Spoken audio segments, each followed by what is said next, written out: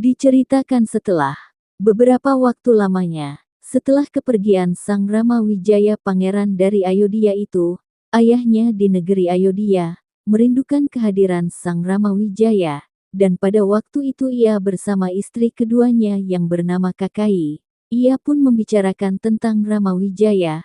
Sang Rama Wijaya pun sangat dirindukan oleh sang ayahandanya, karena ia inginkan adalah Rama Wijaya menjadi Hiwaraja, menggantikan tahta sang ayahandanya.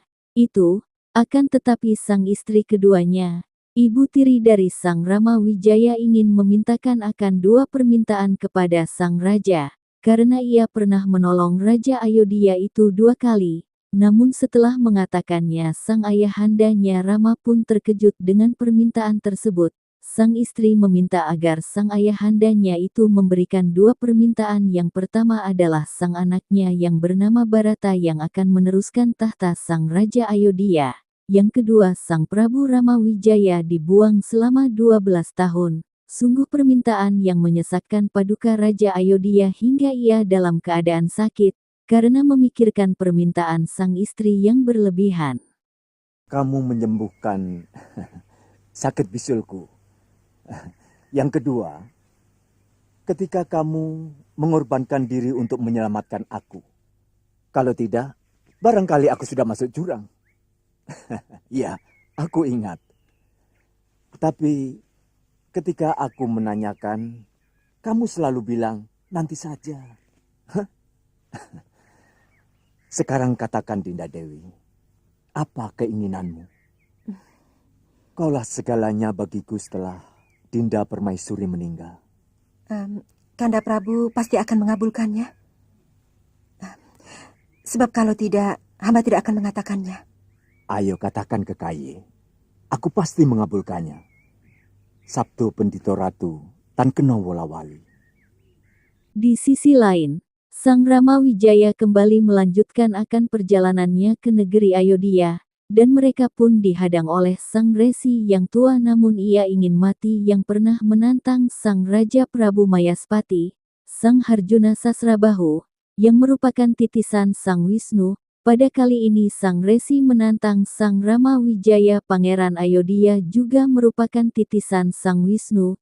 Ia pun diancam untuk menantang Sang Rama dan Sang Rama meladeninya dengan rasa ingin membela diri. Ia pun sangat mengakui akan kehebatan Sang Rama Wijaya. Kemudian mereka bertarung dengan serius, hingga Rama Wijaya mengeluarkan akan ajiannya yang sakti mandraguna, sehingga terpentallah mereka, dan Rama bertahan hidup sedangkan Resi Bergawa mati dan ia puas dengan pertarungan tersebut, karena ia bosan dengan kehidupan dunia ini.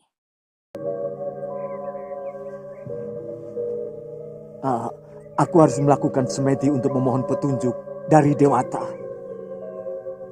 Sebab galibnya, seorang Yuwaraja lah yang akan menjadi pengganti apabila seorang Prabu lengser dari tahtanya.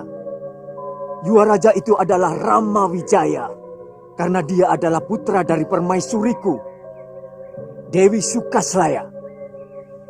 Hamba hanya menyampaikan permohonan.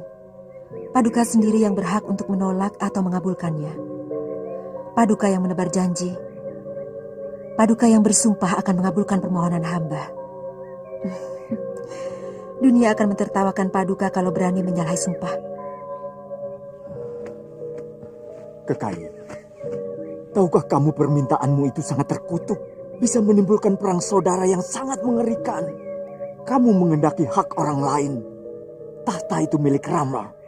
Mengusir dia yang sama sekali tidak berdosa adalah tindakan yang sewenang-wenang. Hamba tidak keberatan kalau Paduka mau menyalahi janji. Itu hak Paduka. Paduka tidak pernah membatasi permohonan yang akan hamba ajukan.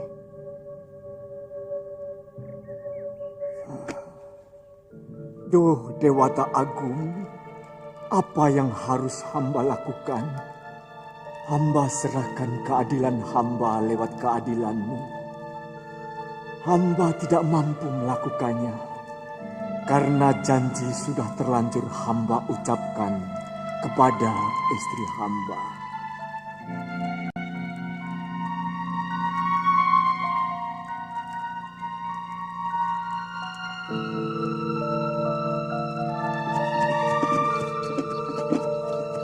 Kemudian Sin berpindah ke tempat bilik raja, Sang Prabu Ayodhya, hingga menyangka mereka, putra-putra dari pangeran tersebut sudah datang.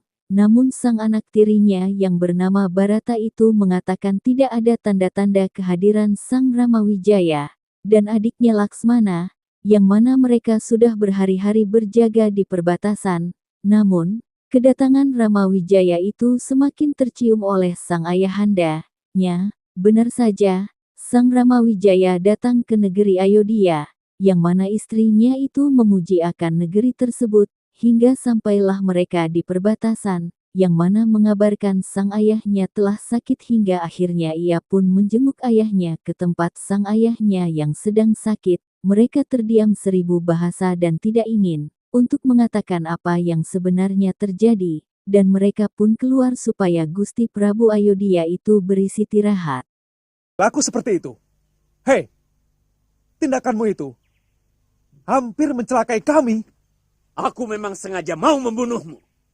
Kalau itu keinginanmu, aku wajib membela diri. Karena nyawaku cuma satu.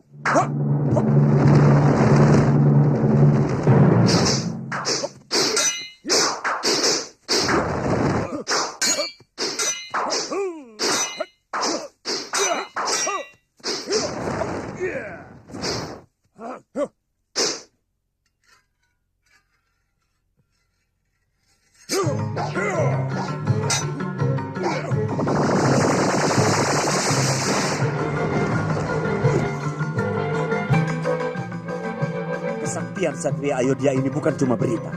Ayo keluarkan seluruh kesaktianmu, Rama!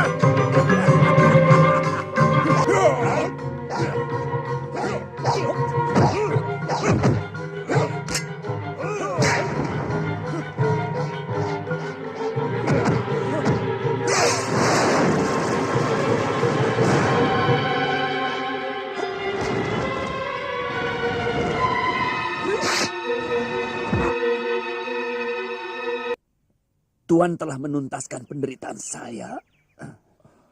Saya tidak mengerti apa maksud Resi. Selama ini saya menderita karena sudah terlalu lama hidup. Saya sudah bosan dengan kehidupan Mayapada yang busuk. Saya ingin menjemput kematian saya. Tapi tidak ada seorang kesatria pun yang mampu merobohkan saya. Akibatnya semakin banyak saya membuat dosa. Membunuh para kesatria yang kutantang bertarung. Kalau darah mereka saya kumpulkan, mungkin sudah menjadi telaga. Kenapa Resi tidak menebus dosa dengan melakukan tapa berata? Untuk kemudian bisa moksa. Saya lahir sebagai kesatria. Hidup pun sebagai kesatria. Maka yang saya dambakan adalah kematian sebagai seorang kesatria. Terima kasih, Rama.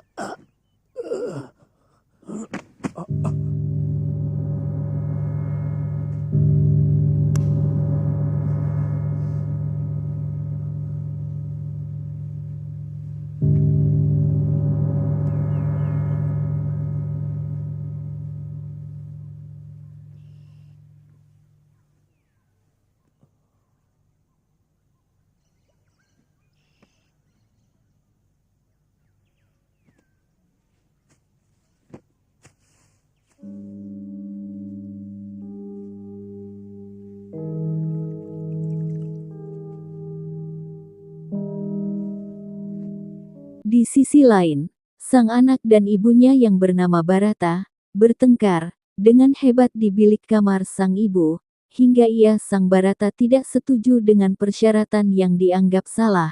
Sang ibu menjelaskan bahwa anaknya itu haruslah mengerti dengan keadaan sang ibundanya karena ia ingin melihat sang anaknya menjadi seorang raja dan Bharata tetap bersikeras dengan pendapatnya bahwa ia tidak mau untuk menjadi raja meskipun sang ayah tirinya itu menjadikan ia sebagai seorang raja. Di perbatasan. Tetapi aku sudah mencium baunya. Mungkin besok dia pasti datang.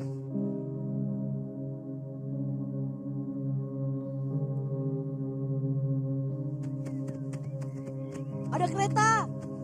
Yuk, yuk.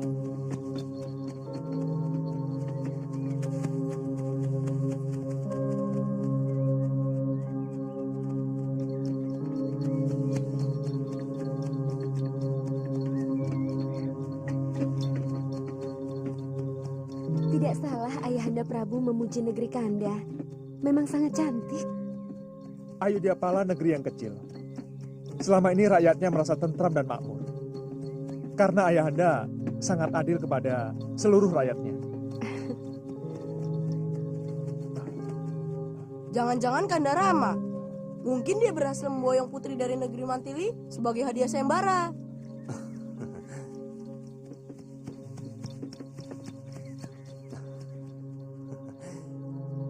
Selamat datang Kanda Rama dan Kanda Laksmana. Bagaimana kabar semua keluarga di Kedaton, Dinda Barata? Romo Prabu sedang sakit, Kanda Laksmana. Sakit?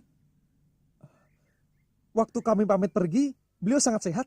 Mungkin kangen pada Kanda berdua. Oh iya, sebentar.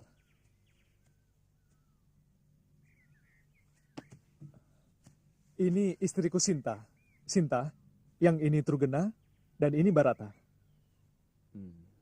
Mereka adik-adikku yang setia.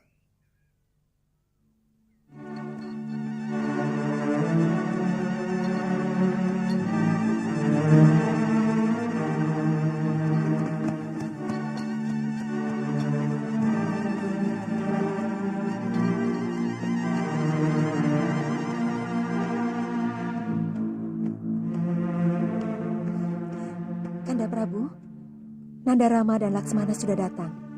Dia bersama seorang gadis yang sangat cantik. Artinya, dia memenangkan sayembara itu. Iya,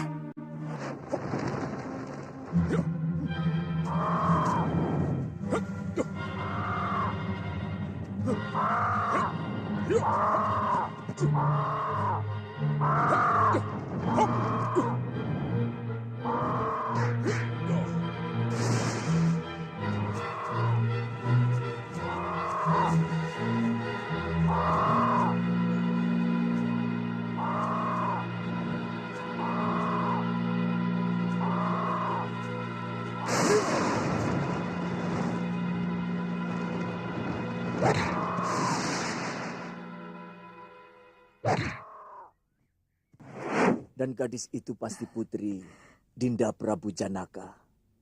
iya. Ayo Kanda.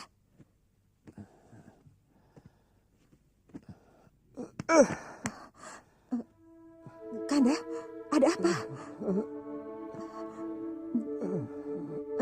Kanda Prabu?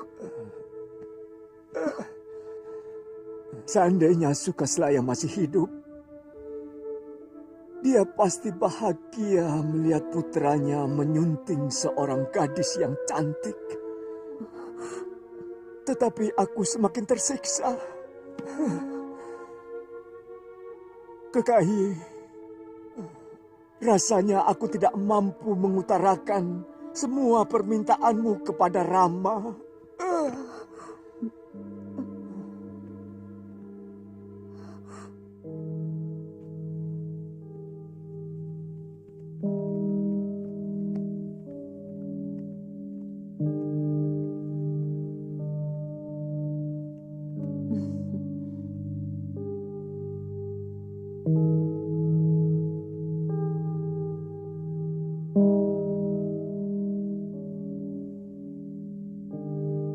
Keesokan harinya ia bercerita dengan keadaan kerajaan sekarang ini dan Sang Rama Wijaya pun mengerti akan hal tersebut, namun Sang Rama punya jalan lain untuk menjadikannya semuanya akan damai dan sejahtera. Ia akan menghadap sang ayahandanya agar permasalahan ini menjadi nyaman dan aman. Tidak ada komentar yang jelek tentang ayahnya sebagai seorang Raja Ayodhya karena perkataan sang raja itu tidak ada dusta.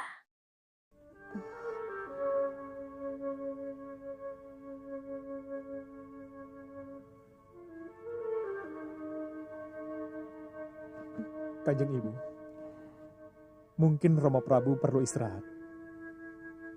Kami mohon pamit dulu. Sebenarnya, hamba hanya ingin mau memperkenalkan istri hamba, Dewi Sinta.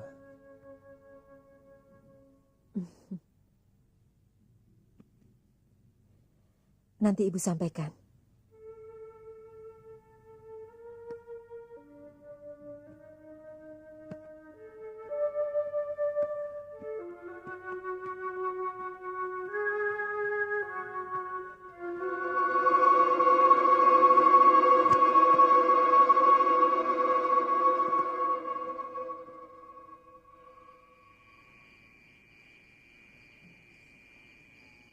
Hamba tidak setuju dengan permintaan Kanjeng Ibu. Semua rakyat Ayodhya tahu bahwa Kanda Rama adalah seorang yuwa raja. Dan putra mahkotalah yang paling berhak menggantikan Romo Prabu. Hamba tidak mau menyakiti Kanda Rama Wijaya. Bagaimanapun, Ibu harus membatalkan permohonan itu. Tidak, anakku. Permintaan itu adalah hak Ibu.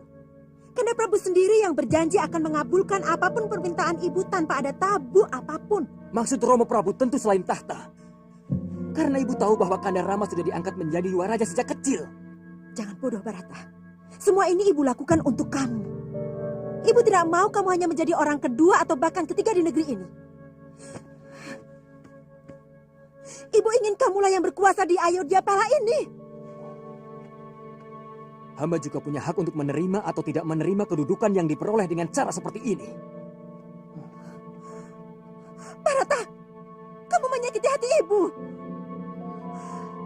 Jangan bodoh, anakku.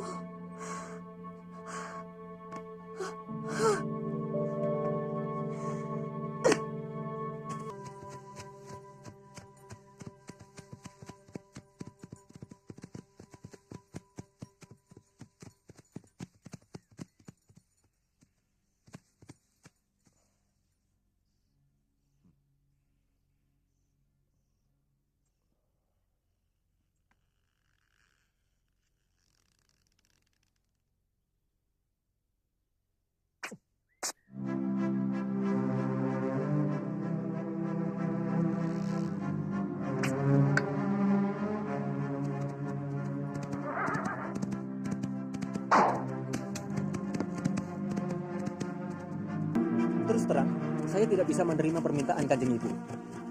Sekalipun Romo Prabu mengabulkan misalnya.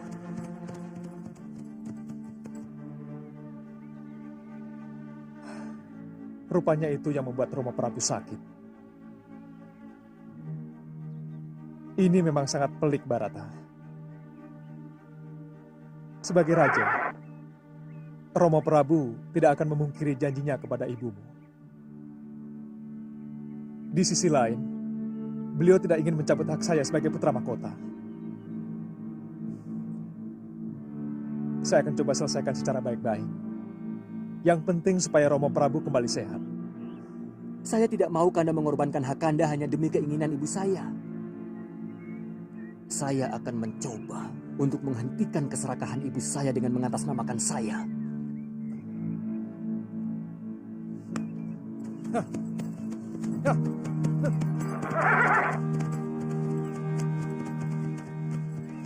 Aku paling tidak suka mendengar laporan kegagalan. Apa hebatnya pangeran dari Ayodhya itu? Apa kalian tidak malu? Jauh-jauh meluruk ke tanah seberang, hanya menjadi pecundang. Hah? Ampun Maharaja, kedua kesatria itu benar-benar sakti mandraguna. Kami hanya dijadikan seperti mainan anak kecil waktu menghadapi mereka. Ilmu kanuraganya begitu tinggi dan memiliki senjata sakti. Jangan bicara soal kesaktian di hadapanku, Kala Dungkul. Karena aku adalah Maharaja dari seluruh ilmu kesaktian di muka bumi ini. Nanda Maharaja, kendalikan amarahmu. Apa Nanda mau melanggar sumpah Nanda sendiri? Jangan ikut bicara, Paman. Sumpah itu sudah tidak berlaku lagi. Sejak Arjuna Sasrabahu mati. Karena aku bersumpah di hadapan dia, bukan di hadapan dewa. Pokoknya, siapapun yang berani menyerang rakyatku, dia adalah musuhku. Dan setiap musuhku harus menerima hukuman dariku yang